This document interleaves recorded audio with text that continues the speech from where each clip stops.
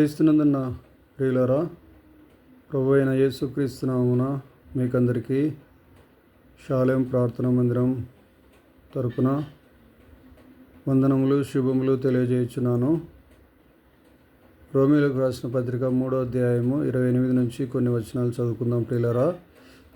కాగా ధర్మశాస్త్ర సంబంధమైన క్రియలు లేకుండా విశ్వాసము వలననే మనుషులు నీతిమంతులుగా తీర్చబడుచున్నారని ఎంచుచున్నాము. దేవుడు యూదులకు మాత్రమే దేవుడా? అన్యజనులకు దేవుడు కాడా? అవును, అన్యజనులకును దేవుడే. దేవుడు ఒకడే గనుక ఆయన సున్నతి గల వారిని విశ్వాసం మూలముగాను, సున్నతి లేని వారిని విశ్వాసం ద్వారాను నీతిమంతులనుగా తీర్చును. విశ్వాసం ద్వారా ధర్మశాస్త్రమును నిరర్థకము చేయుచున్నామా? అట్లనరాదు, ధర్మశాస్త్రమును స్థిరపరచుచున్నాము. క్రీస్తునందున ప్రియులరా, మనం చదువుకున్న వాక్య భాగంలో 28వ వచనం గమనిస్తే, కాగా ధర్మశాస్త్ర సంబంధమైన క్రియలు లేకుండా విశ్వాసం వలననే మనుషులమైనటువంటి మనము నీతిమంతులముగా తీర్చబడుచున్నామని తెలుసుకోవాలి ప్రియులారా. కాబట్టి నీతిమంతులుగా మార్చబడాలంటే ధర్మశాస్త్ర సంబంధమైనటువంటి క్రియలు ఉపయోగపడవు. విశ్వాసం ద్వారా మాత్రమే, అంటే ప్రభువైన యేసుక్రీస్తు నామమునందు విశ్వాసం ఉంచటం మాత్రం ద్వారానే మనందరం కూడా నీతిమంతులముగా తీర్చబడుచున్నాం ప్రియులారా.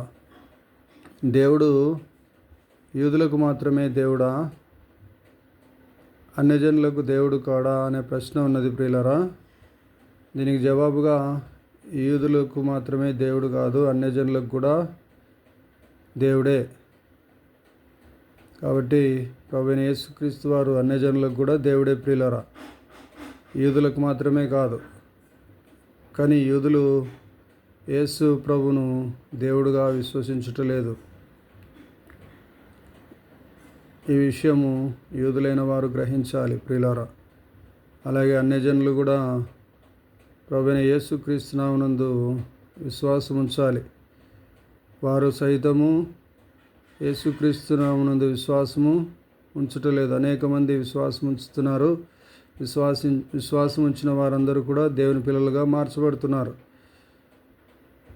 పరలోక రాజ్యానికి వారసులుగా మార్చబడుతున్నారు. కాబట్టి దేవుడు అన్యజనులకు కూడా దేవుడే, యూదులకు మాత్రమే కాదు, అన్యజనులకు కూడా దేవుడే ప్రియులారా. దేవుడు ఒక్కడే. ఆ దేవుడే మనుషులకు మరి దేవునికి మధ్యవర్తి అయి ఉన్నాడు. ఆయనే ప్రభు అయినటువంటి యేసుక్రీస్తు వారు.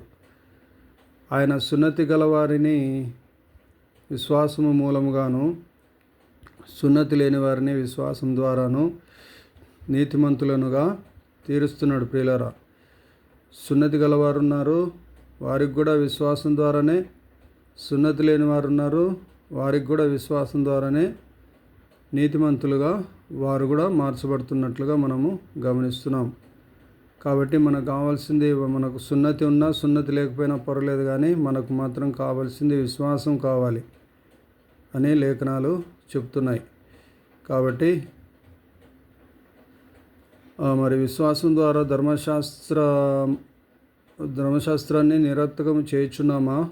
అట్లనరాదు, ధర్మశాస్త్రమును స్థిరపరచుచున్నాం ప్రియులారా. కాబట్టి నిరర్థకం చేయక, వ్యర్థం చేయక మనము ధర్మశాస్త్రాన్ని స్థిరపరుస్తున్నాము, ధర్మశాస్త్రానికి లోబడుతున్నాము.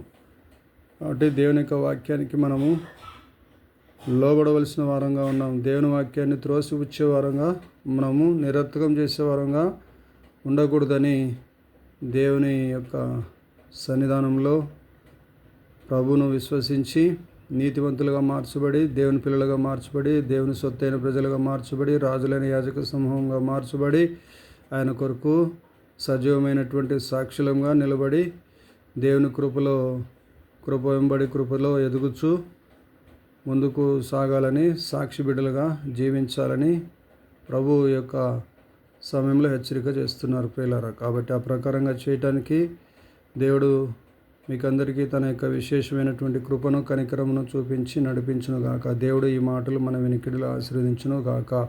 Amen. Hallelujah. God bless you all abundantly.